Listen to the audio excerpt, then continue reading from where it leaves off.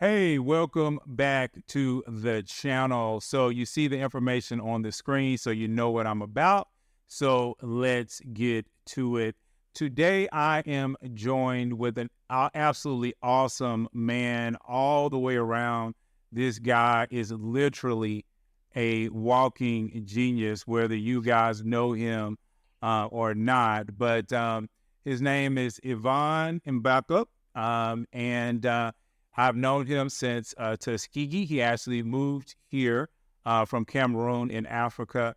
And this man took on the language, he took on the understanding of Black culture. And not only has he, had all these really great achievements in his life, but he's still working towards, this wonderful greatness and always pushing himself towards 10, which is the very thing that I'm encouraging you men to do all the time. Every single day, you should be pushing yourselves toward 10.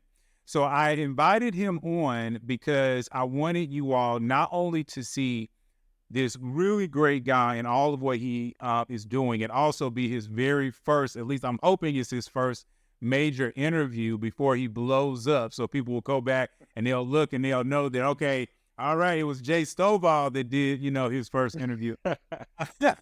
But not only that, I also really love the fact that he has an absolute wonderful family.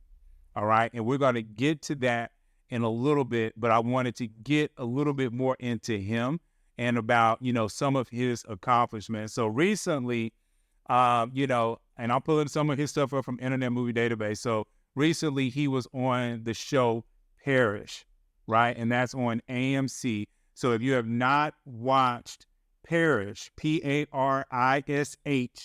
on AMC, download the AMC app. Is free for 7 days, and that'll give you enough time to go through and actually watch that entire series. And you're going to see my man Ivan up front and center, and you're going to see some of his absolutely wonderful skills. But other things that he's been in Bass Reeves. He was actually in Hawkeye. I actually remember when I saw him in Hawkeye, he was in Red Notice. So he was hanging out with, The Rock and Deadpool up in Red Notice. If you know, you know. And recently, he didn't even tell me about this. He was actually in a Christian singers video slash rapper, okay, Anarchy, or maybe it's Wandy. I mean, I know she's changing her name right now. So he's been doing all of these wonderful things. So I'm just going to give him a few moments to introduce himself before we go any further. So welcome, Ivan, and tell us a little bit more about you and who you are. Jay, my man Jay, thank you for that intro. I don't think I can do any better than that, honestly. You nailed it. You nailed it. You nailed the intro. You nailed the values. What's most important to me is definitely family. I think all the professional stuff, you covered it, right? I'm mainly a tech guy. I graduated from Tuskegee right along with you. I've had the honor of having known you for a very long time. I mean, there's basically three people. It's you, Jay, our mutual friend Valentino, and my wife that I met literally in college, like over 20 years ago. So this is an honor, and you've always been a big, huge supporter of mine. So I'm thrilled to be here. And yeah, you touched up on it. Family is number one above everything, right? Above tech, above entertainment, film, TVs, all that stuff. So I'm here to talk about some good stuff. All right. So tell us a little bit about, Parish, what you can, say, because there might be a lot of people that go check you out. I'm hoping that they do. So can you tell us a little bit about how you kind of got started with that particular project and, maybe some things that you learned through, working as an actor, on that project?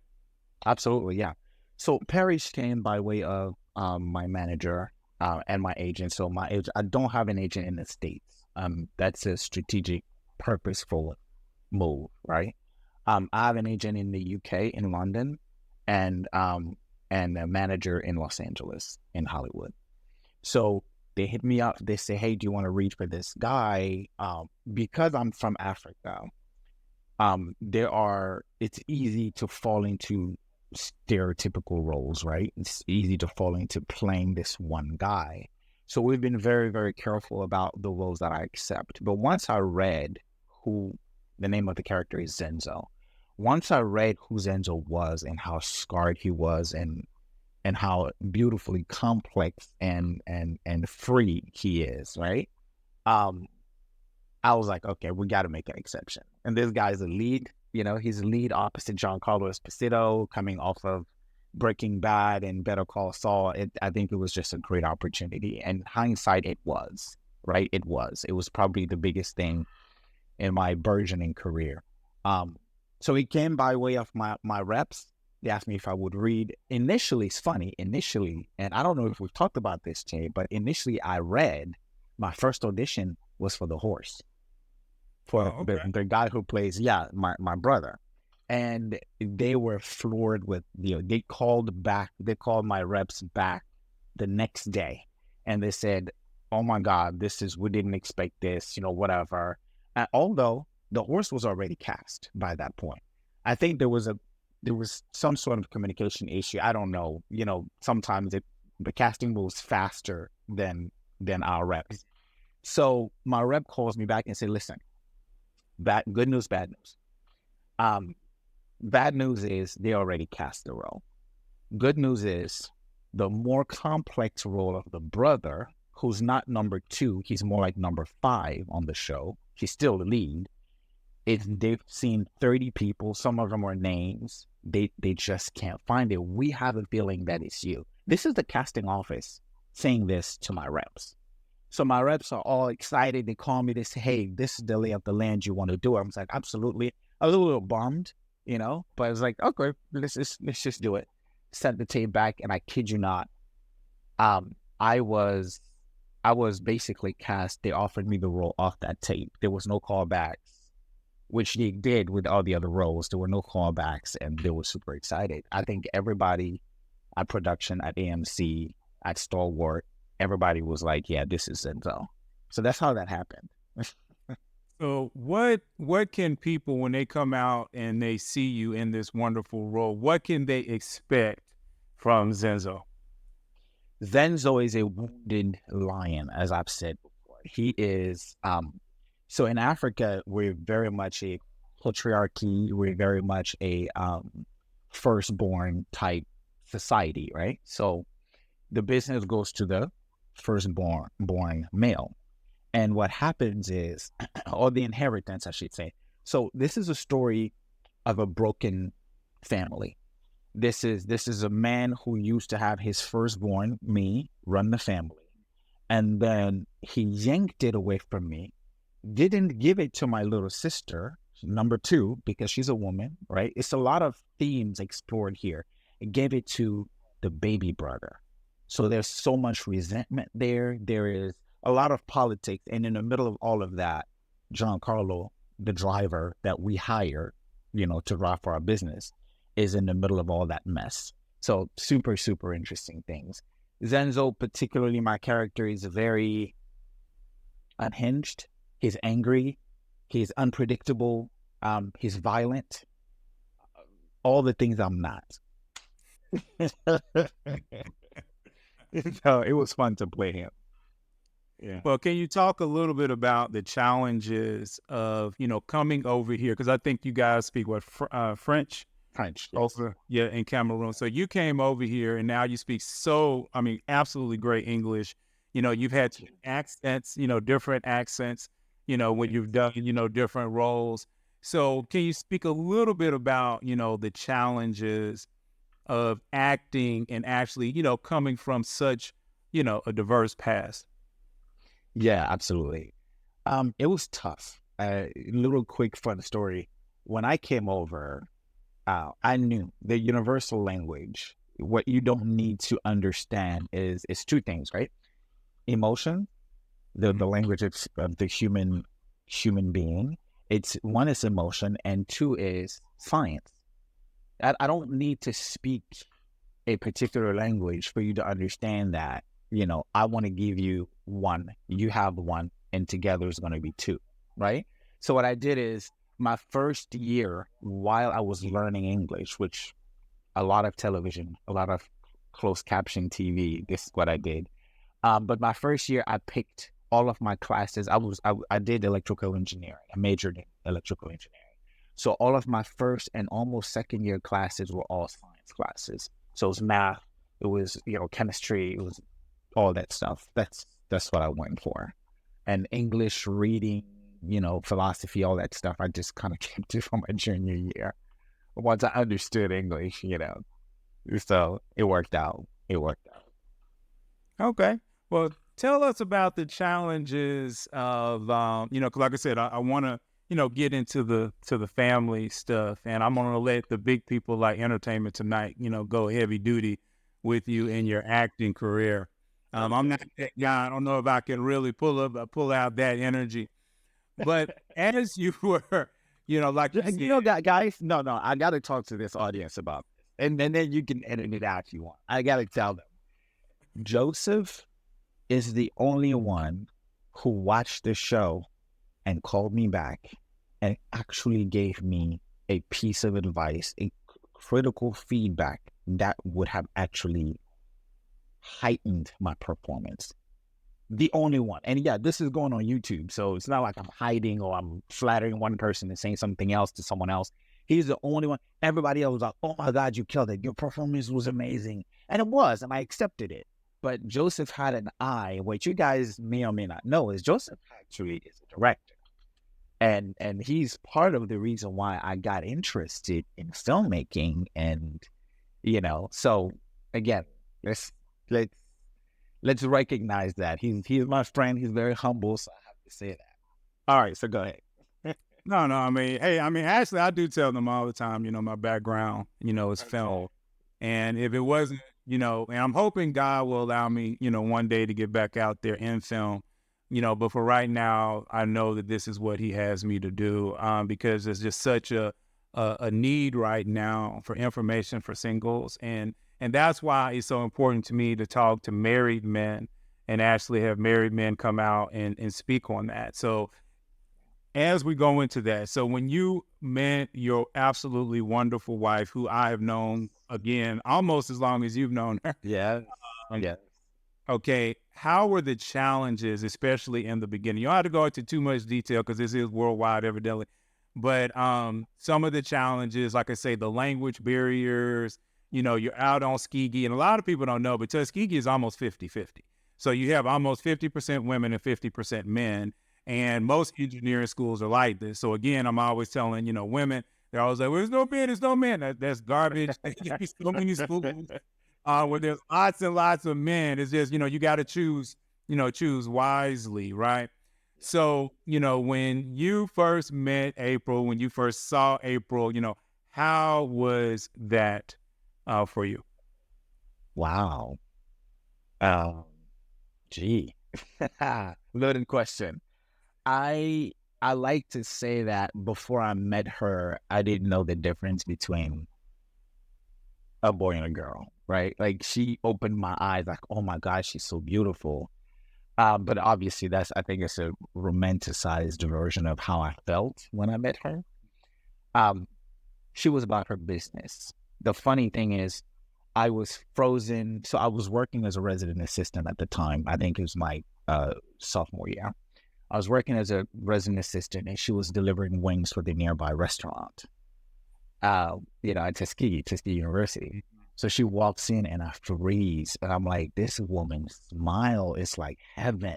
And you guys will understand when you see her smile, because it hasn't changed.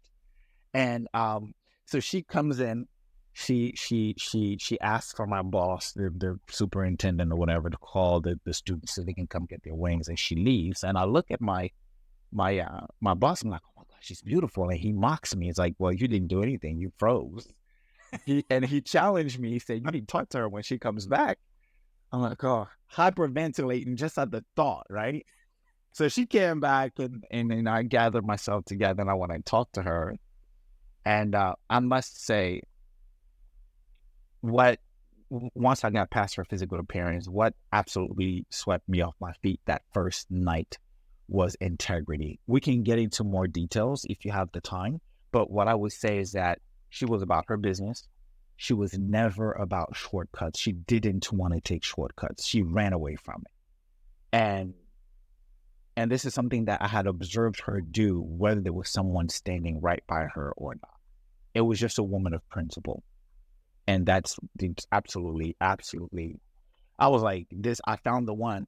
I remember calling my parents. I told my mom, I was like, I found the one. She said, what are you, like 15, 16? You don't know anything. Just be quiet. So I waited, especially because she had a boyfriend at the time. And we waited 4 years for the guy to just fade away and for me to claim the prize. Yeah. But in terms of challenges, I think the difference in culture was huge, right? And even still, I got off sort of easy, man, because the African culture and the American culture are very different, vastly different. So much so that, it's been said, and unfortunately it's kind of true, Africans would actually tend to get along better with Caucasians or Indians or Asians, right? Before they get along with African Americans. And I don't want to generalize this, but it just tends to be true. And the reason why I say I got off easy is because these are concepts and things I didn't know. And I just happened to God led me to a woman whose moral compass internally, in spite of the environment, was pretty well tuned. It was well adjusted, So communication challenges. Yeah, I was expecting certain things. She was understanding other things based on how she grew up.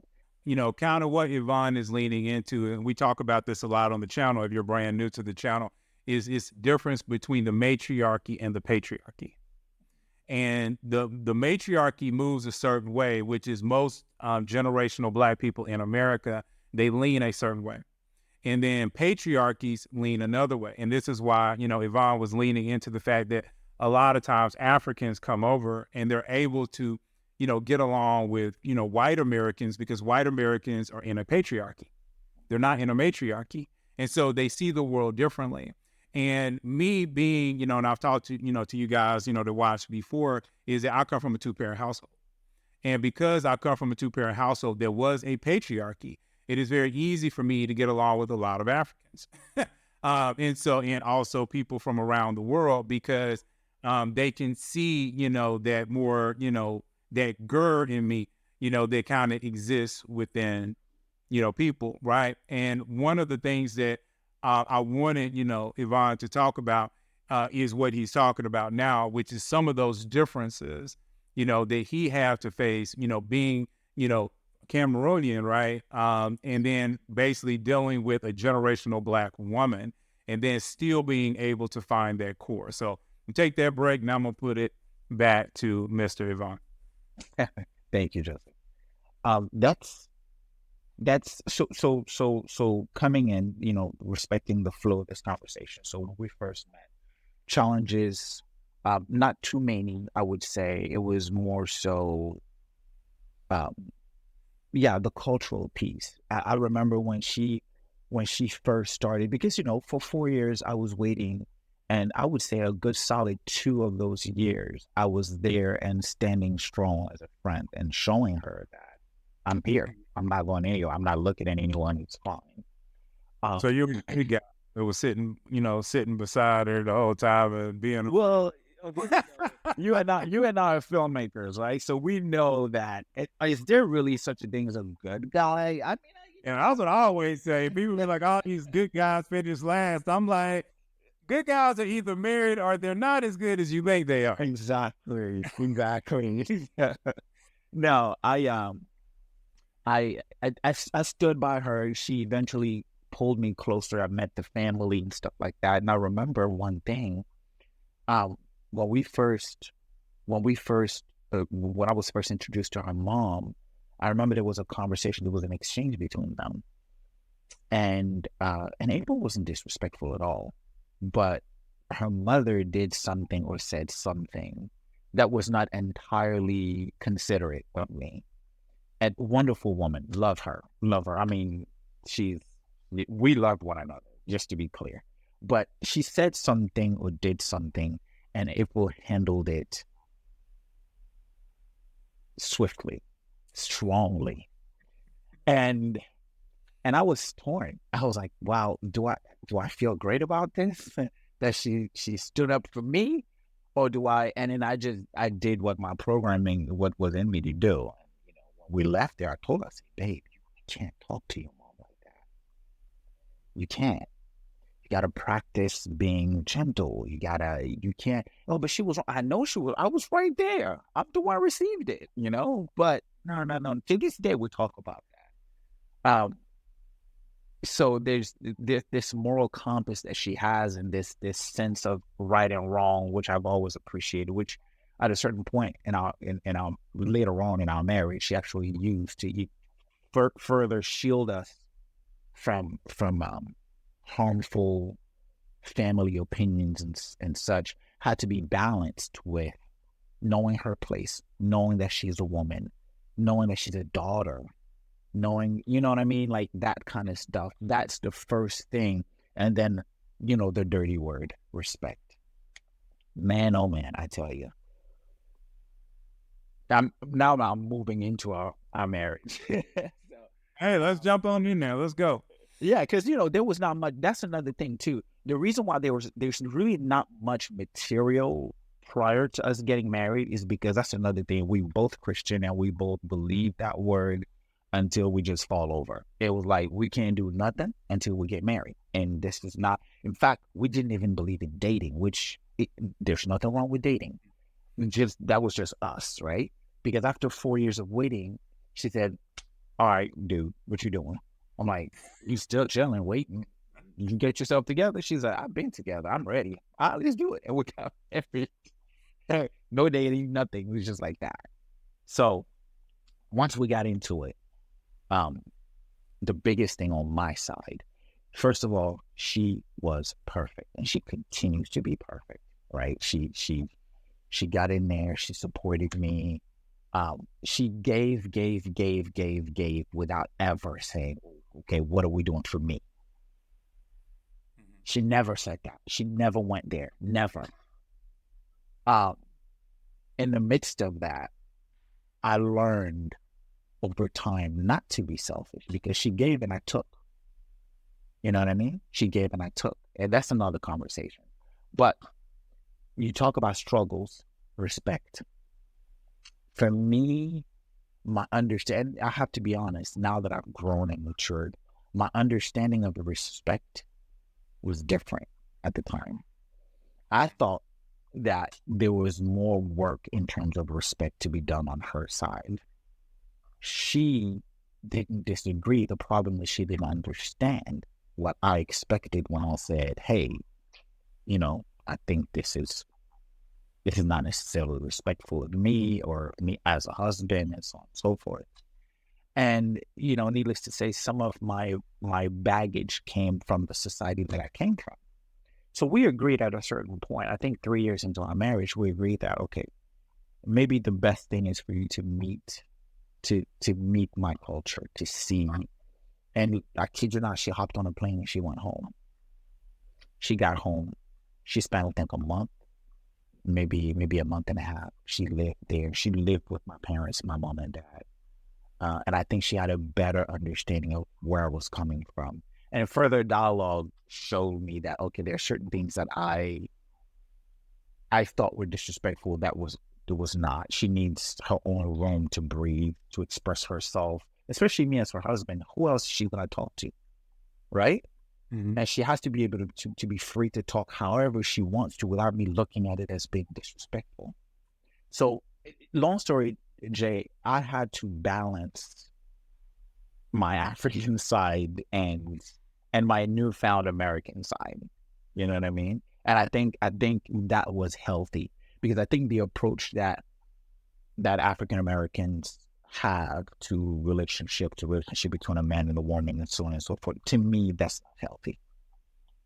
A woman is designed to be led, but not just that, to be protected, to be loved, to be cherished, to be like she's a ball of cotton that you have to protect. You know what I mean? But the process of taking care of something like that, it involves leading. Like, you can't separate the two. So it's not a boss natural thing. It's a caring for. And this is something that later on extends to your children as well, right? So I had to learn that, which is not necessarily something that Africans do. They're really good at the leading part and, commanding and blah, blah, blah. But the nurturing side is not necessarily as mature as it should be. That's what I would say. Awesome. Now, one of the things about me hanging out with you, I have an inside track where, a lot of people might not know. So you might even have people look back on this, interview in the future, once you, win your Oscar. And point, they might, try to pull this up. Yeah, and say, cancel him. But they should be led. But I think this next question is kind of relevant to what we have going on now. So if you don't, you might not know, but in the single world, right, there's this concept of 50-50, right? And then that is versus the 100, right? Yeah. And the 100 is the man 100% takes care of the bills. He 100%, protects, provides, blah, blah, blah. Versus 50-50 where the woman is working and she's making her own money. Now, I know, like I say, the inside track, and I don't know the whole, world, but I know at least now, your wonderful wife is a stay-at-home mom, right? And I actually think it's absolutely wonderful. Like I said, she has homeschooled your kids, and your kids are great and absolutely a joy to be around. I'm telling you all, you want to talk about some good kids. Oh my gosh, these are some good children. And one of the things that's really interesting is, like, right now, this awesome guy that you're looking at, he lives in an absolutely gorgeous home, in Atlanta. It is gorgeous, but it wasn't always that way. No. And I remember when he was living in a little bitty apartment and all these kids, all on top of them. Hey, man, that's the path. Okay. But can you speak to that? Because, see, everybody now is trying to encourage, women to look for men that could 100% provide. And one of the things that I'm always saying is, you got to think about how you want to live. So in your own personal walk with that, of trying to make sure that you're providing for your wife, but yet, this situation of living isn't always perfect. How did you handle that?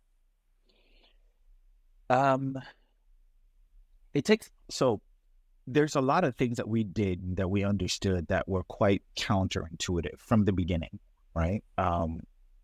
Like, for example, I've always known, don't ask me why, ever since I was 14, maybe even 13, I knew that love, as we understand it to be, is not the main ingredient for a successful marriage, successful family, the foundation of a family. It's not the Greco-Roman love, which is basically 90% feelings and stuff. That concept, that approaching basic things from an angle that is not typical, that's just what we've done, right? All throughout our marriage. So coming in, we had, funny enough, I'm from Africa, she's from America, different family background, and yet some of these core principles we were on the same page about.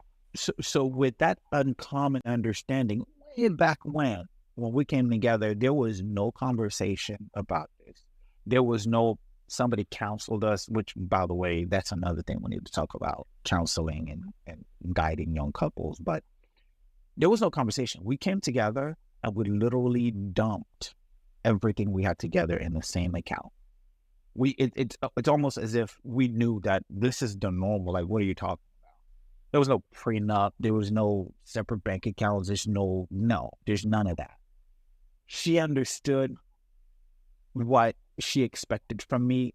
I knew the assignment from just watching my father. And now I will be clear. My father he eventually retired as a Supreme Court justice. My mom was working. She had a 9-to-5. So it's not like, it's because you grew up in a house where your dad was working, your mom wasn't working. No. And my mom retired after my dad retired. She was earning. Okay. She was a high school principal. So a teacher and a high school principal later in her career. So we came in with this hybrid understanding of what we know that the word, that the Bible says about family structure, okay, and our individual background. So here's the thing. You know the history of America. You know what happened when the war broke out. The First World War pulled the women out of the house, have them to start working. There's already a small degree of financial independence that they tasted, and then the children are left at home. Then the government say, "Hey, I got you. Give them to me, so I can tell them a bunch of stuff." And then you end up in a house where the husband is gone, the wife is gone, the children are gone. 8 hours out of the day, another 8 of those hours you sleep, right? So you wonder at a certain point. Here's what my wife said to me when we decided to homeschool him. She said, "I don't want to have a conversation with my kid in the evening, and then I'll wonder where that concept, whatever that might be, where does that come from? I didn't put that in there, right?" And that's what happens when you don't teach your own children. So it's very clear from the beginning. We knew we were going to homeschool. We knew that the weight of the entire house financially was on me. But it doesn't mean that I'm better or I'm the boss or I tell her what to do. These misconceptions, I think people push that agenda or that way of seeing things to stop themselves from setting things up the optimal way, the way that it should be set up. Why? Because most women, and I understand that, would think that they would lose a certain amount of freedom. So without me even getting into the different opinions, I'm going to tell you how it works for me, Jay, in this house. I earn everything. But it's unfair to even say that, because while I do the work, while I do the tech work and I do the film work and I do this and that and the contracts and stuff, you know who sets everything in order? Not just in the house, not just with the children, not just home teaching, home training, homeschooling the children, but also organizing the paperwork, the business, the financial, the tax side of the business. It's her. So I can't even really say that I'm working by myself. You can't. And that's the reason why, one, on my side, honestly, I have an idea of how much money I bring in. I don't know the details. She handles everything. If 90% of the money goes missing, I would know. And that trust is necessary, right? And on the other side, on her side, she knows I trust her with that. And she's not going to betray that trust. She can get up and go buy a car if she wanted to. Like, that's just how it is, right? Now, unfortunately, I'm actually the one who encourages her to spend the money. Hey, do this for yourself or do that. And to me, that's how it should be. That's how it should be. So. That's the end on the money. I'm glad you got to the homeschooling, because I was about to bring that up, because, one of the things that I feel is that a lot of people are looking toward the school to really raise their children. And I think one of the main reasons why your kids are so good is because it hasn't been strangers that are raising your children. You all are raising your children. So have there been any major issues that you all have faced because of the homeschooling? A lot of the, not even challenges, but a lot of the abrasive comments were Well, a lot of the challenges were because of what people would say, the opinion that they would give. And it's the same thing. Oh, do they get to have a social life? Are they going to know how to act when they're amongst their peers? Well, and then the straight up answer to that, by the way, there was no other issue. There was no other issue. She would teach them, and we have a dedicated room for that homeschool. Because, again, this is not one thing where you're in your bed on the laptop, you're homeschooling. No, there are school hours. You show up. It's just like a school. And mom teaches, and if there's a problem she can't handle, she comes to the principal. That's literally, and thank God I work from home as well. So that's literally how it was structured for the entire time that they were homeschooled. Essentially, what happens is that everything that you put in a child is going to be there, and nothing you don't. So, and it evolves, right? It evolves once you get your children used to certain things and they think it's normal, it becomes normal to them. There's almost no concept of right or wrong until you teach it to them, right? So for example, there's no social media in this house. I know people are, oh, this is emotional abuse. Oh my God, to subject your children to social media is abuse. If you really understand, what it is. It is what you've done is you've taken your child, you've gone to the biggest concert, even bigger than Taylor Swift, with a bunch of perverts with different opinions, different backgrounds. You don't know what they do when they get home. And then you throw your kid in there, you send them to talk to everybody they can and get their opinion on important things in life, and then you walk off and you say you're gonna come pick them back up in 2-3 hours. What? No. That's more people are saying, especially people with power and money and influence, they're actually saying they don't let their kids, do social media, and that the little bit that's out there, they're taking away. Yeah. And I honestly look at it as the same thing with school. People is like I said, I don't know what's going on, or maybe I do know what's going on because it's probably always been around, but people just don't want to take responsibility. They want somebody else to do the work. In social media, it's like when I run into people that put, YouTube in front of their 2-year-old, and the 2-year-old knows how to skip the commercials and everything. and I see that. I mean, 2-year-old knows how to skip the commercials, and it really boils down to they do not really want to spend time with their children. They don't want to entertain them. They don't want to be bothered. Like my dad, he would get in the car and we'd be singing, the wheels on the bus go round and round or whatever. Now people just put a device in the kid's hand and like, shut up, so I can have adult conversation. So why have the kid? You know what I mean? Like why? Well, that's a whole nother, thing. Because like I said, we can go into that, but I honestly think probably 75% of us are here because we were oops babies. Oh, I mean, daddy and mama was over there looking at each other, and somebody forgot to do something, and so oops. Oh man, you're so wrong, but you're so right though. Yeah. Hey, I mean, if God did give us urges, trust me, I don't think the it would have as many people on the work in the world, but it is what it is.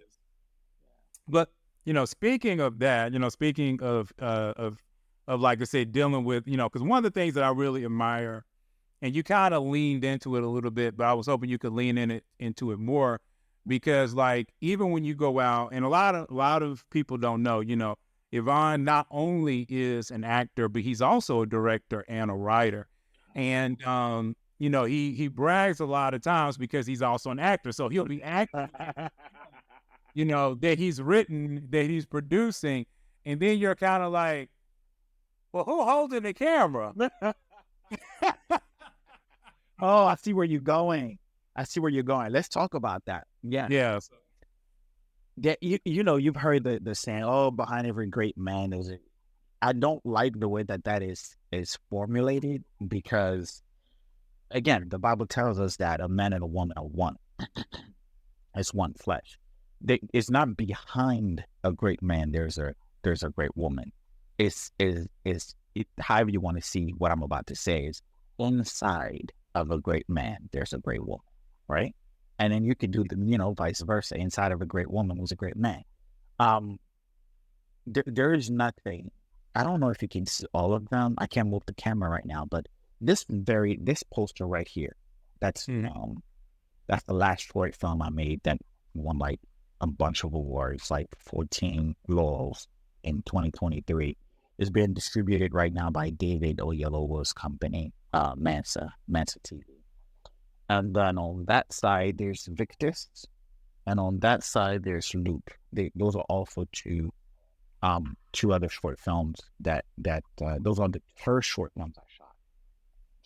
And when we finished shooting them, all three of them really, the question was always, well, what was your budget? David Oyelowo called me after watching Numb and said, is the credit, like, I was blown away by, is that accurate? I'm like, yeah, it's accurate. Just that. He thought it was several tens, if not maybe 100,000, in terms of budget for the movie. But no, it was me in front of the camera. It was my son who played my son. And then behind the camera was April, my wife. And gaffing was Iman, the second born. Doing sound was the firstborn, Ziza. And the last one, Kali, because I have four, right? My four children. Mm-hmm. And then Kali, the last one, was just cute factor. She would bring the much needed friction that we needed. Like, for example, every hour or 2 hours she had to go pee, so we had to stop everything. So the point, and I think this is where you were going, Jay. The point is, it's a family affair. I don't know if you guys remember, back in the day, you would leave your farm, you would travel 2 miles down the road to go to the Jeffersons or the Williams, because they made the shoes. So you would go over there with your cow, like, okay, my cow, what's he worth? Okay, can I get 7 pair of shoes? Like, businesses were families. Walmart is the Waltons, right? Give me another name, Jay. Versace, that's a family name, Well, yeah, I mean, Chick-fil-A is actually run and controlled by the same family and has been for, I think, at least two generations, and most of the VPs and stuff in there, at least a good portion of them, are from the family. And one of the things, again, I think especially because of your understanding of, quote unquote, the old world, is that we see it a lot when you go into, for instance, like, I know everybody's seen it when they go into eat Chinese food. As soon as you walk in, it's a family there. That's who's running. And you'll have some 11-year-old, behind the scenes. She's on, one of the few people that speaks English, and she's making your order. And then the parents can't even speak English, but they're there, in the background. And I think, again, that's one of the things that I would hope that a lot of, generational Black people can start to understand is that, again, the core is the family. It is. Everything springs forth from the family. You stand because of the family. Your children give you strength. Your children are not liabilities. They are like the legs under the table, they keep it pushing up, and so it's so important, in order for people to really think about that. And that's why I'm so glad you're able to speak on it, because what would you say? I mean, do you think you could be here right now if it wasn't for such strong support from your family? No, Jay, it's no. I don't have to think about it. No. Let me tell you something. When April came to me after the 4 years, and it was time she was ready to develop this relationship further, she walked in. I was working at Molten Lab in the back of Tuskegee. You remember? In the back. And Molten Lab, and I was it was time for me to shut the computers down and everything. And she walks in, and I had never seen this before. She walks in, she sees me. I get up, I grab my bag, and I'm about to shut the computers down, and she starts shutting computers down. I've never seen that. This is a woman who would not let me do her work. Now she's backing me up, right? The sense was that what you're doing It's not you're doing it. It's we're doing it. It's we're doing it. And I have had this long understanding of the family business. Okay, it's not this what I'm not teaching my children this independent spirit of well, I want to do this and I want to do that. No, I want to know what you want to do. If it's possible to integrate what you want to do with what the family is doing, if you want to be an accountant, that's great. Why would you be an accountant for, I don't want to say, for CVS, if you can be an accountant for Mbakop Films or for Mbakop LLC as a bigger umbrella? Why not? Right? Why not? Because nobody's going to cheat you in terms of salary. Great thing about this is you will never be fired. You won't give your life to a company for 10 years and then one day they just smile and give you an empty envelope, right?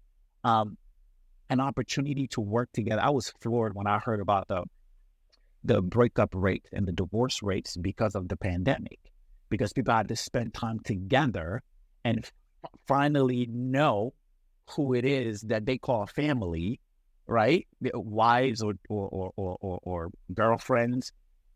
It ought not to be that way. We should know one another. We should purposefully spend time together and running a business together, working together, making movies together. And people in Hollywood do it all the time. April and I just came back from watching the movie Trap with George Burnett. Yeah. You know who the girl who's singing, who's hosting the big concert, that's M. Night Shyamalan's daughter. That's it. Oh yeah, they do it all the time. The same thing with Deadpool. Ryan Reynolds' wife plays Lady Deadpool.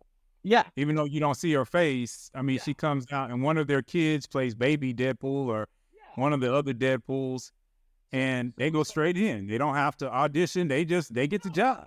Yeah. Some of us want to be like, LeBron James.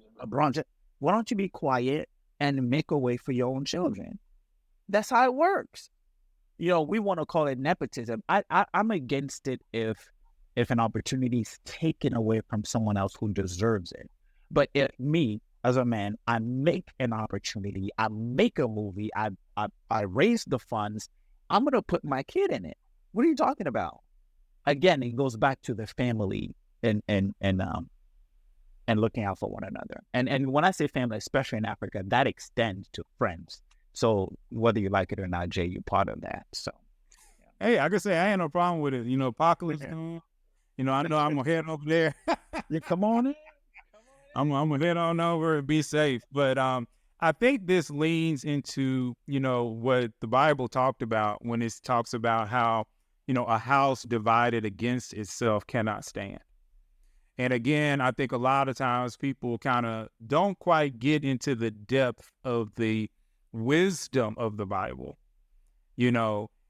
because they might not see this. They might be thinking, oh, we're just talking about, the heavenly kingdom, or we're just talking about this. No. Everything is basically a model of a model of a model of a model. And it always goes back to the family first. Yeah. The family is the model, and then everything is a model based off that model, and it's a bigger model based off that model, and it keeps going up and up and up. So at the core, if we have husbands, or I should say husbands, because I always believe in husband energy and wife energy. So if you have a man that is with a woman, but they're not married and they're not moving in a way of marriage energy, and now they are hanging out with each other and having children with each other, you're basically in a situation where the house is divided against itself. It doesn't have one purpose.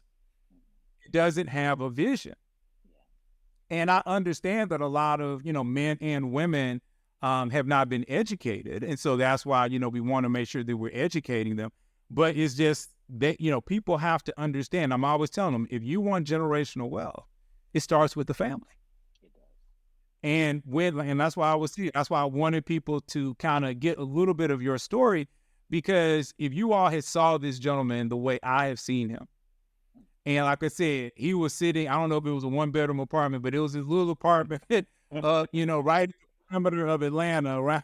You know, and I'm sitting up there, I'm going over to his house, and, you know, he wants to hang out. Him and his wife trying to hang out with me and my ex-wife, and we're all doing it. And then it's like every time I would look up, he's making these big jumps in life. And next thing I know, he's moving to a bigger place. And then this man loves cars. So he's collecting cars as he's going on. And I'm like, how you got 4 kids, like 7 cars? You know, this big old house. Every time I look up, you're putting out a movie or a short film. You're doing every single thing that you want to do in life. How are you able to do that?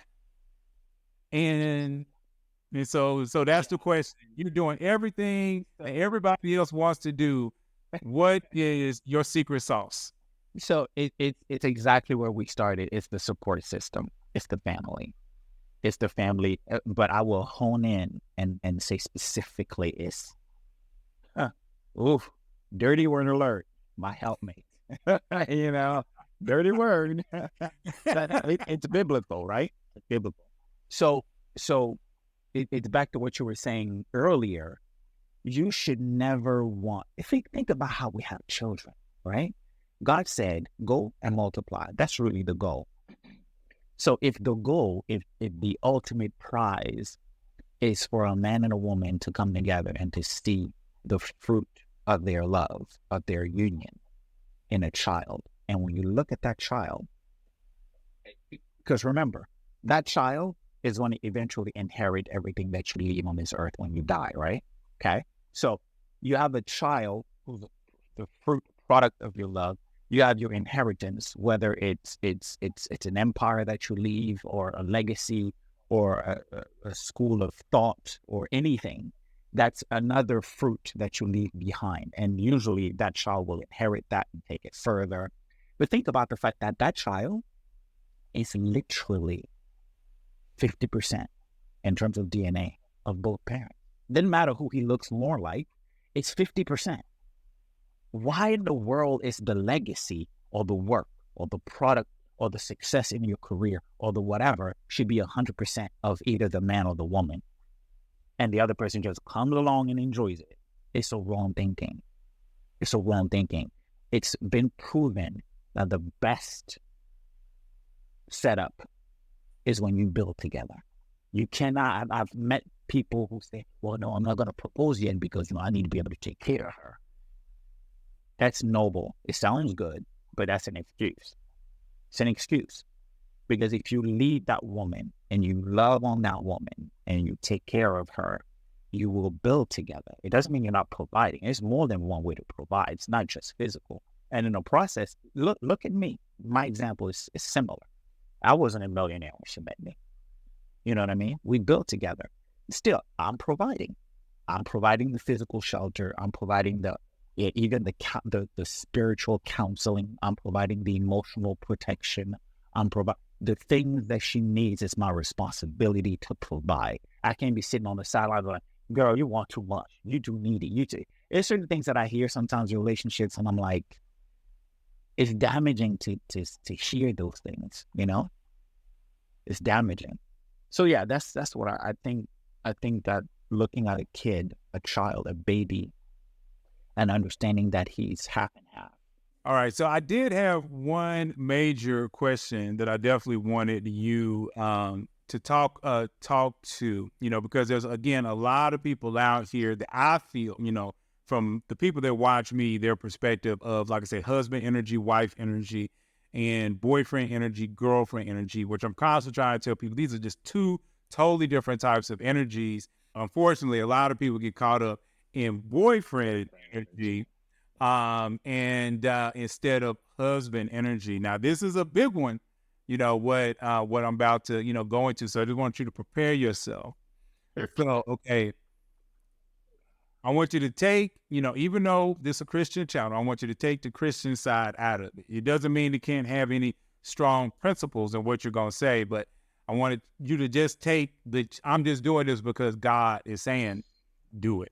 I want you to take that part out of it. Okay. But I want you to talk to what are some of the potential pitfalls and damage that can be done when it comes to men cheating on their wives? Wow. It's difficult to remove the spiritual side, but I'm going to do it. We get accustomed and we get used to whatever we expose ourselves to. I think the primary danger is to see yourself once you give yourself permission to do something, you divorce yourself from whether it's guilt, whether it's you being used to doing things a certain way, and then integrity. There's a lot of words that come together for me. I would say that you're practicing. I've always said this: the concept of dating, which is the reason why I didn't. The concept of dating implies non-commitment, which also means that dating, which 90% of the time ends up in breakup. And for me, every time you date and break up, you date and break up, you date and break up, you're practicing divorce. You know what I mean? You're practicing walking away from someone that and again, this is a personal opinion because this is one of those things that I don't necessarily draw a hard line in the sand, because there are ways, there are certain people call dating, for example, just getting to know someone. It's no different than going out with a friend, right? Like, say, for example, you and I, Jay, we decide to go grab a bite to eat. If we just spend an hour or two together chatting, see if we enjoy the conversation, stuff like that, right? Like that's cool. It's different. It's a tough question. Without the spiritual side of it, it's tough. I would say, for me, I just don't want to feel sleazy. I don't want to feel like the bad guy, I guess, if there is such a thing as the bad guy. Okay. Well, here's another question for you. And and I want you to see this from two different perspectives. Okay, so it's a long question, but it's not really. Okay. How would you have felt when you were 12 years old if you found that your dad cheated on your mom? And on the other side of it, how would you feel if your son saw you cheating on your wife? It's devastating. It's devastating because you're breaking, going back to the family thing, you're breaking that unit. You're introducing an element of, you're breaking trust. And it's pretty fragile. It's easy to break. It's very difficult to rebuild. I would be devastated if I saw or if I knew that my dad ever did anything like that. I don't know how much respect I would lose for him. I think a little bit. I really have a lot of respect for my dad, but it would tear me to pieces. And I would probably want to stand taller and stronger for my mom, if I witnessed something like that. It's just not, it's not a thing to do. There's never a good reason to do it. I understand we get caught up in certain friendships. Sometimes you have chemistry with someone that's just amazing. Sometimes you have, if that chemistry and develops into a friendship, and like friendship develops into, I don't really want to call it a romantic interest, but if you go back, and that's really the only thing I can personally relate to, like developing some sort of, not relate to because I did it, but I'm saying I can see myself enjoying a relationship or an exchange because I'm a word guy. I'm a intellectual banter. you know what I mean? So I can see that going down a way by way of friendship and developing into something that maybe, if she's not ugly, there might be other interests. How do you see ugly? You ain't got to worry about it. No, we're friends. No, but that's where we really have to watch ourselves, right? But the concept of, hey, I'm just gonna go out there and smash because she's fine, it's so many fine women out there. It makes no sense, right? So that's what I would say. And I think we know when we're knocking on that door, we know in the back of our mind, even if we don't want to say to ourselves, we know that, oh, I'm enjoying this a little bit too much. And again, certain things is okay, but when you know where that might lead, go home and find a way to have that with your wife. Like if you really need that, sit down, talk to her, say, hey, I need you to talk to me like this, or I need us to read this book, or I need us to go watch a movie or anything. Like find a way. There's nothing wrong with that, you know? So I hope that answers your question. No, it does. Because like I said, there's a big movement right now, in the dating sphere, especially upon what they call high value men. And the definition of high value is always going to be different depending upon who you're dealing with. But, for a lot of people, they would probably consider you to be a high value man. Okay. You're out here, you're doing, what you're supposed to do. You're intelligent, you're hardworking. I'm not going to talk about exactly how much money you make, but you ain't po out here in these streets. And evidently, you know a little bit about what you're doing because you got 4 kids. So, wow. Wow. Okay. So that being said, a lot of women might consider you to be a high value man, but then they have this whole group of high value men that are basically trying to say, well, we don't have to be, we're going to cheat. It is our prerogative to cheat, and we're going to cheat on our wives, and women, they just need to get used to it and be ready for it. And I'm always trying to tell, the people that follow me is that there's a huge difference between a high value man and a marriage worthy man. And a marriage worthy man is very concerned about his family. He's very concerned about his wife, and he is concerned about how his children see him. Yeah. And this whole concept of just going around cheating, this, that, and the third, I do not know that many men. Like I said, it's probably less than 10% of the men that I know that are successful, that are doing well, that are the very men that these women are talking about, that are out there cheating like that. And generally speaking, when those men do go out there and cheat, it is almost always like the beginning of the end. I have seen people lose their fortunes. I've seen people lose all this stuff. And it's not really because the woman is coming after them. A lot of times it's because, like you were saying earlier, they've lost their support system. Because now the children don't respect the dad anymore. Yeah. The mom is hurt by the dad. So now, they're in this situation where if the dad says, hey, I want to start this business, or, hey, I want to even, let's move the car, nobody wants to help in that process because they like, I'll be bothered with you. Right. Joseph, I would go even further. I would bring a different angle perspective on what you just said. It's essentially, it's the same thing though. We're on the same page. But for me, the moment you explain to me, because I've heard that term before, high value, it's a little silly to me. Yeah, okay. So when you said what you said, the term is silly to me. High value man. First of all, when you define something, we know what high is, we know what man is. The question now is value. I guess it depends on what do you attach, what's the value. So if I hear high value man and you call them high value after they say we're going to go ahead and cheat, that means the value is attached to the thing as they have or the way they look. That makes me ask a question, what are your values? Talking to the woman who's now calling me or anybody else a high value person.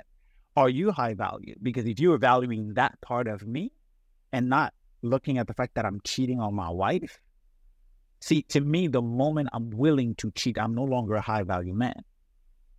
I'm no longer that. Does that make sense?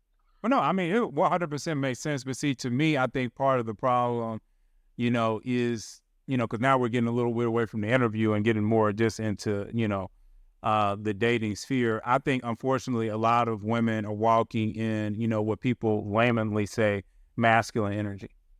And the masculine energy naturally goes after the most attractive thing it can find. And it's doing this because it's thinking about, in the subconscious, it's thinking about the children. So when a man is attracted to a woman, it's not so much that she's beautiful, it's what she's saying is beauty is really health, youth, and the ability to bear children. What we call beauty in its essence is that. So the reason why we like symmetrical faces, the reason why we like, hips that are wide or whatever it is, or even breasts, because you're thinking in the subconscious is thinking she can, provide milk for my children. She has the hips that can push these children out. So it's really at a subconscious level, what we're really attracted to is the health of the person. Now, technically, women are attracted to the same thing, especially when they start to lean into a man's muscles, or even if he's taller, because now when he's taller, the concept there is that he's bigger to protect me. However, when women start to get really focused in on facial features and different things like that, especially facial features that don't have a lot to do with testosterone, because certain things push testosterone, like the jawline is actually defined by testosterone. But you have women that are, we are. We both are. But I think that when you start to really go beyond that, and women get very nitpicky with how attractive the man is, and then on top of that, they lead into what a man says. And this is the key. When they lead into what a man says, which when you look at Proverbs 5 and Proverbs 7, if you rewrite those for women, it basically talks about an immoral man. Now we're talking about, from a woman's perspective, the words being smoother than oil. Yeah. And what do women say? Oh, he was so smooth. Yeah. The way he talked to me, he was very smooth. Okay, and see, that's the whole thing. And the Bible basically says, do not talk to those people. Leave those people alone. And see, unfortunately, for a lot of generational Black women, they have not been around a good dad. So they don't even know what men look like. They don't know what men act like. And so the men have learned to be smooth from their dads who are absent. So when the dad comes in, I mean, like I said, these men come into, I mean, like I said, be real. Single mom gets her so. It ain't no woman over 35 that's going to tell me that she has gone 7 years, okay, and she ain't got her none unless she has fully devoted herself to God and all that kind of stuff. But the average one of them got men in rotation, coming in and out that door. And so now you have a son that is watching this. He's watching his single mom basically have sex with all these men, but then with the men, when they do stay around, those men are going to impart advice. Yeah. And the advice they're going to give the boy is the advice of the immoral man. Okay, it's the advice of a boyfriend, not the advice of a husband. And so now the little boy learns that, and then girls that are raised in that, they learn that. And so unless the woman has a dad at home to pretty much say, no, a lot of really great guys, they don't speak well. Like you was even talking about that, when you first met your wife, who just came to hang out. She puts her head on, she's going to be on the internet. You better figure it out. There she go. So welcome to the internet. Say hello to the internet. Should say hello to the internet, he says. You're in my ear, so she can't hear you. Say hi, internet. You about to leave? All right. Hey. Y'all just had to kiss for the camera, but that's all right. Oh, God. But one of the things that I think is so important is, like I said, for a lot of women to understand that they've been, the very men that they push away is the very man that would be good. And like I say, just like with you and your lovely wife, when you first saw her, you were basically saying, almost like you couldn't move. Like, oh my God, how do I deal with this? And a lot of really great guys are like that. And I'm constantly telling women that it's the guy that is not as experienced with women. It is the guy that doesn't always have something to say. It's that guy. He still needs to be a man, though. has a familiness to him. Jay, that's one thing I had to. That's another thing, right? Okay, let's talk about this. That's another thing. You think, as a woman, you think, okay, no, I want him to talk to me this way. He has to be suave. He has to be a player. He has to. If he knows to do those things, you have to question, first of all, why, where he got it from, and so on and so forth, right? I learned to be more confident, and I learned to talk to my wife in a way that she likes. It was a developmental process. I learned that as I hung out with her. You know what I mean? It goes back to what we were talking about business earlier. You build together. If you don't have a child together, you build a family together. You build a business together. We build one another. If that's the kind of man she wants, and she wants to be talked to like that, I learn that and I do it. Yeah. And if I want a woman who's like this and she treats me like that, she talks to me like that, she learns that and she does it. But you don't just go out there and buy fast food, pre-made stuff, because that's not for you. You know what I mean?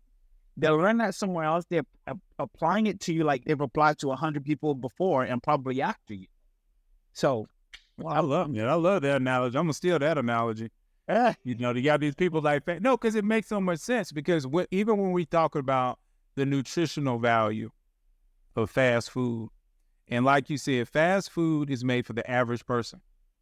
Okay, it's made for what this company thinks the average person wants. Yet, when you have a home cooked meal, not only is there more nutrition in that home cooked meal, it's specifically designed for the person that it's made for. So if somebody doesn't like salt, the person knows not to put a lot of salt in. If somebody doesn't like mushrooms or onions, they leave those out. But when you go to get a doggone, a Big Mac, it comes like a Big Mac. It always and the Big Mac, and watch this. Another thing about what you said, Joseph, the emphasis on the Big Mac is the taste, right? It's the sweet words, and it's the this and the that, and the pulling up with the car that he's probably leasing. You know what I mean? Like, that's what it is. Yeah. Versus, okay, when we first got together, she was putting too much salt in this thing. Over time, she learns that too much salt is not good. Over time, you learn that when she wakes up in the morning, she wants you to be there, give her a kiss before you leave. She don't want to wake up to it empty. Like, you learn that stuff, and it's for you. So the nutritional value in the home cooked food is the antithesis of the taste only centered Big Mac, the fast food joint. Yeah, totally. Yeah. So I love that. That was a good analogy on that. I would say this. I appreciate you, Joseph. I remember when we started on this journey. It's funny. I'm a married man. I've been married for a while. But I've said this too, I've said this before, I've always looked up to you and respected your opinion. I just want to thank you for what you're doing, for letting yourself be used this way. And I really hope that people, especially the people who really, really need this, that they listen. All too often is when you have money that the bank wants to give you credit. When you're broke, nobody wants to lend you money. When you have this knowledge, like I do, I'm married, I'm good. But the people who are not married and who need this don't take it. And that's the tragedy of life. And I really hope you guys listen, subscribe to this channel. And I'm not saying this because, I'm subscribed to his channel, because it's not every week that we get together like we used to. We need to get back to it, by the way, Thursday evening. Hey, like I said, I don't have a problem. But yeah, I would say for them to just take it seriously. Like I said before, it's counterintuitive stuff. It's everything that is intuitive, that feels right, you got to question it, because everybody does it. And that's why we're where we are, So I have one more quick question, and this is a quick one before we end this, because again, I just like to dispel a lot of myths that are out here. Can you give me the heights of yourself and of your lovely wife? I am a 5'9". You're talking about height, physical height. Yeah. I'm 5'9". She's 5'7". Yeah. She's right. Yeah. Yeah. I wasn't out there looking for like a 5'1", so I can. Yeah. But yeah. No, but it's. I mean, obviously, let's be. This is family, right? Let's be. If I had to choose, I probably would have gone for someone who's 5'5", 5'6". Mm. If she had to choose, she probably would have gone with someone who's like 6'1", 6'2". We'll talk about that, But again, that's literally irrelevant. Yeah, but see, but you have people, and this is why I wanted you to talk about it, because there are women out there that are 5'6", 5'7", and that's literally tall for a woman. A lot of women might not understand that 5'7" is tall for a woman, but it is. Yeah. And the average height, like you're the average height, I'm about average height. And so what it ends up happening, and a lot of men complain about this, is that women will bypass 5'9" men standing right there, got everything that they want, has all the potential of what they want, but they will bypass them because of 2 or 3 inches of height. Yeah. And not really recognizing that, yes, you bypassed your husband. And I truly feel that a lot of women are going to get to heaven. They are going to be there and they're going to cry out before God, and they're going to be like, and a lot of men too, because this can work in reverse for men as well.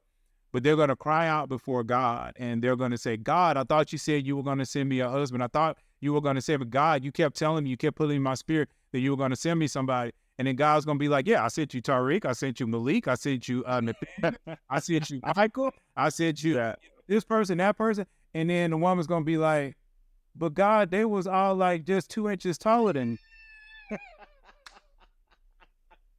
And God's going to be like, look, I look at the heart. I ain't looking at that. He was still a good looking man. But you bypassed him. I mean, like I say, there's men out there, that'll do the same thing, because you have men that are like, well, I wanted a woman to have a D cup. And, all these women, they was nice, but they just had an A cup. And, I ain't worried about that. All these girls, they too skinny. They ain't got no butt. They ain't got this. They ain't got that. Or they too big. Or this. And it's kind of like, I understand that you have to be attracted to the person. And I'm always telling people that. You have to be attracted to the person because God loves grandbabies. So he definitely wants you attracted so you'll make more babies. But there's a difference between, like, if a woman says she can look at Bruno Mars or Kevin Hart and she can watch them on TV and she can be like, oh, that's an attractive guy. But then when she gets to him in person, he like here. And then all of a sudden, he not cute no more. Okay. And the same thing for a lot of men. And so for me, it's like, I think a lot of generational Black people, and really a lot of people that are walking way too much in their fantasy, have to get out of that. Because the beginnings of trying to find your husband or wife, is when you start to recognize that, yes, you do need to be attracted to the person, but the person doesn't have to be your version of a 10 out of 10 person. Yeah, I agree. And oftentimes it's not going to be. It's not going to be. Jay, a tangent off of this, it's pretty much the same thing. What I've come to understand is that think about this, if we always had exactly what we wanted, what we say we want, which, by the way, half the time we don't know what we want. But if we always had that, we would be impossible to live with. We would have zero character. And the point of this life, not to even get spiritual, the point of it all is to develop character.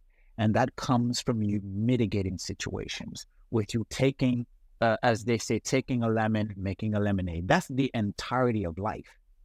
It's changing and adapting and allowing hard circumstances to shape who you are in a positive way. And I've often said, the best marriages are the ones that are arranged. If you go to societies that have the lowest divorce rates, these are where they say, Pookie and Mimi, you guys are going to be married. No questions asked. Great. And they are happy, and they get this. This is what will blow your mind. They love one another. Mm. Because they didn't go in with this gunk in their brain, focus on the entirely wrong set of data. They're focused, they have a vision, they're working towards something. And just the process of working to, Jay, you and I, when we start making movies again, our friendship will become even closer. Why? Because we're working together. That's just what it is. You hang out with someone, you have a common goal, you work on a project together. There's less, you're not sitting there coming up with stuff to complain about, coming up with issues and problems. Half the times the issue is that people don't have anything to do. You just sit there and do nothing. That's why they're on social media. How do you even have the time? How do you have the time for it? I don't get it. Anyway. But I want to thank everyone for hanging out. Again, I want to thank my guest today, Yvonne, for hanging out. Like I said, this man is an absolute phenom, when it comes to everything that he has done in his life. And I am hoping that, both the men and women that watched today got a lot from him, because what you see in him is you see marriage done right and you see family done right. And he is a Christian man. Like I say, as far as I know, he's not out here doing anything wrong, trying to keep it under secrets or anything like that. And so I'm hoping that a lot of people become encouraged by, what he's done. And remember, when he came to this country, he didn't even speak English. And that's key, because you got to realize he came and started with hardship. But now, you see his life, and it is this beautiful, wonderful thing. And he's still going. And that's the most interesting thing. He's still going. So, there's no telling where he's going to be in 20 years. And each and every last one of you watching has the ability to do the same. You cannot say that God can't do it for you, because even half the reason why you might be watching is God saying, look, I'm trying to show you, I'm trying to get you encouraged. So I really hope that all of you, will listen to this. Let me know how you feel about this in the comments, because I do kind of want to do more of these with both husbands and wives. Sometimes the wife, sometimes the husband, maybe sometimes both, where, people can kind of see how are people doing this and ask the real questions, that are on your heart, not this celebrity garbage, that they like to throw up, on some of these channels. And when I say like television, different things like that, because they're just getting into drama, and they're not getting into, okay, how did you make this work? How were you able to go through poverty? What happened when, people were knocking on the door and they were saying that, you can't pay rent, because those are the real questions. How do you make it through that? It's not necessarily being concerned about every little thing about, oh, we got it now. The only drama is in our life is there was some woman trying to holler at my man, or some man trying to holler at my man. That's garbage. That's garbage. But anyway, thank you guys again for hanging out. Remember, there's a lot of really great information down there in that description. So please like, please subscribe, and I will see you all in the very next video.